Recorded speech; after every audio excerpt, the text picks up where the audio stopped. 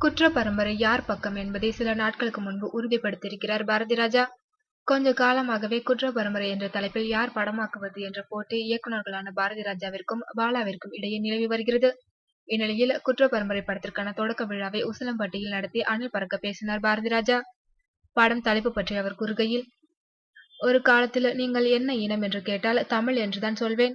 அதற்காக என் தந்தையும் தாயும் நினைவு கூறவில்லை என்றால் நான் மனிதனே இல்லை. அதுபோல் நான் பிறந்த இடம்தான் எனக்கு அடையாளம். என் அடையாளத்தை தொலைத்து விட மாட்டேன். குற்ற பரம்பரை என்று சொல்வதை விட தியாக பரம்பரை என்றுதான் சொல்ல வேண்டும். பூர்வ குடிகளான செவ்விந்தியர்களை துரத்திவிட்டு அமெரிக்காவை பிடித்தனர். இது போன்ற பல வரலாறுகள், தியாகங்கள் இங்கு கிடைக்கின்றது. இவ்வீரர்களின் வீர வரலாற்றை இங்கு சரியாக பதிவு செய்ய முடியவில்லை.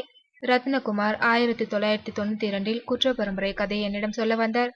கதையை கேட்கும் போதே 3 முறை எனக்கு கண்ணீர் வந்துவிட்டது. கடைசி காட்சிகளை சொல்லும் போதே நிறுத்தி இதை பண்ணுவோம் என்று உறுதி கூறினேன் என்றார் பாரதி ராஜா.